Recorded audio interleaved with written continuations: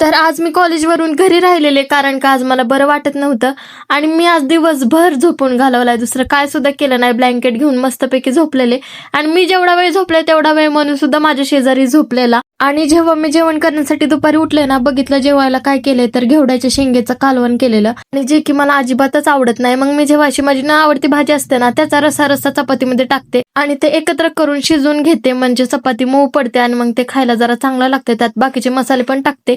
असं करून खाल्लं मला जेवण जरा जातं.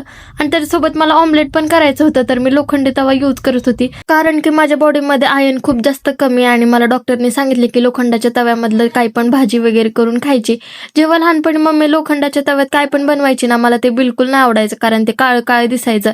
आणि आता जेव्हा खरंच गरज लागली ना, जेव्हा डॉक्टर बोलले, तेव्हा मला कळते की लहानपणापासूनच लोखंडी तव्यात काय करून खाल्लं असतं ना, तर आता एवढी वेळ आलीच नसती. पण असू द्या, आता मला उशिरा का होईना कळलंय की लोखंडाच्या तव्यामधलं खाल्लेलं चांगलं असतं. तर संध्याकाळी ही चिल्ली पिल्ली गोळा झालेली आणि एवढा कचरा पण पडलेला, मग मी तो झाडून घेतला आणि ही इशू आलेली, मग तिला कार्टून वगैरे लावून दिले आणि मला अंडी पण खायला लावलेत उकडलेली. पण रोज मला अशी उकडलेली अंडी खाऊ नाही वाटत, म्हणून मग मी त्याला कांदा टोमॅटो टाकून परतून घेते आणि मग खाते. आणि बाकी आजसाठी तर एवढंच. भेटूयात आपण उद्याच्या व्लॉगमध्ये.